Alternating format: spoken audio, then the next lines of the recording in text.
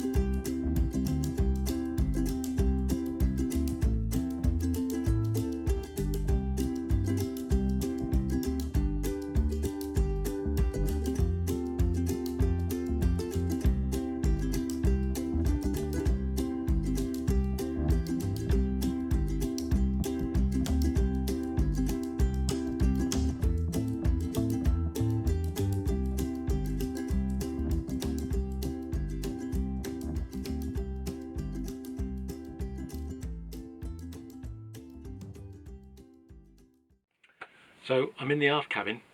When I first had the boat, there was a toilet here, which I didn't really fancy having in here. It's potentially two people sleeping with a berth. Obviously it's just myself, but having a toilet right here, either next to your feet or your head, depending which way around you sleep, not ideal. So I had the toilet taken out. The seacocks for the toilet are in underneath this bunk just here.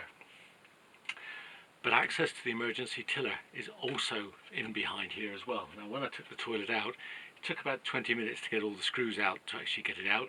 So I did a few little adjustments. So the toilet came out, built this instead. This is now easily removable, so that in the event of needing to get to the emergency tiller, I can do it nice and quickly. And because I've had a few requests as to how to do it, I'm just going to give you a quick demonstration. This, nice and simple, just slides up and moves out of the way. Obviously, in the event of an emergency, I'm not going to be too precious about where it goes and what it gets onto. So the actual emergency tiller itself, I built a section in underneath here, which I will show you. So in here now is everything I need. The actual two piece of the tiller, the spanner that I need for actually doing it up, and because I've done it all with Velcro, underneath there is the bolt that I need for putting it together, so it's all nice and quickly attainable. So quick undo of a bit of Velcro, which is what holds it in 3 places. I can then nice and simply slip it out, and it won't take that long at all. So I'll show you how I then put it all together. So everything's Velcroed, so it doesn't sort of come off when we're out and about actually sailing. So nice and simply, first section, clip on in there. So just to show you how easy, that clips down in. We put arrows so we know which way up it goes. Clips down through, in underneath.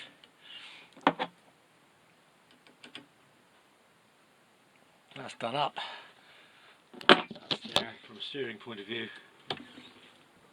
That's nice and firm, and that'll allow me now to steer. I can now stand here and I can helm. I've got a little bit of clearance of view out that way. Not brilliant. This gives me an eye level now of my steering position and my line of sight, which obviously isn't perfect, but is a damn sight better than having no steering at all. Which now gives me, all in all, nice and simple. Now I can probably put it together in, I should imagine, under a minute, with a panic probably under half a minute, and it all clips in nice and firm and nice and solid. Easy to stow, easy to get out. That locker behind me I leave dedicated purely and simply for this. I don't want to be putting other stuff in there and potentially have other stuff cluttering up the way in the event of emergency. I just want to be able to get to this nice and quickly. So all I need to do now is put it away. Hopefully it's something, spent a bit of time painting it, putting a handle on, getting all the colour coding with all the arrows on it. I'll show you those arrows that are there. And then putting all the brackets in underneath for it to sit in, just so that they were there, putting them in place, measuring it out, putting the Velcro in. I hope it's one of those things that I spent a nice bit of time fiddling with and that I will never actually have to use in anger. That's the hope. Well, I'm in here, I might as well go through as well. I live in the aft cabin from a sleeping point of view, mainly because when I want to get changed I can do this, I can sit up straight, whereas the forward cabin I feel a little bit like the headroom isn't quite there. And also, to get changed you've got to come out of the forward cabin into the main galley itself, which always feels a little bit temporary, whereas here I've got all my clothes, everything I need all around me, good drawers, good storage, and I can sit up to get changed and when I get into bed. The only thing I do find, being on the Moody, especially more so during the winter, is that I get very hot at night, so when it goes cold outside, the heat I generate creates quite a lot of condensation. So I need to sleep with all the washboards and the hatch covers all open, because otherwise once I close them it actually gets very warm in here and I get quite a bit of condensation. Not a problem I have during the summer. Leave everything open. As I breathe, the temperature outside is pretty much what it is inside, if not a little bit warmer out there, so I don't get the condensation. During the winter,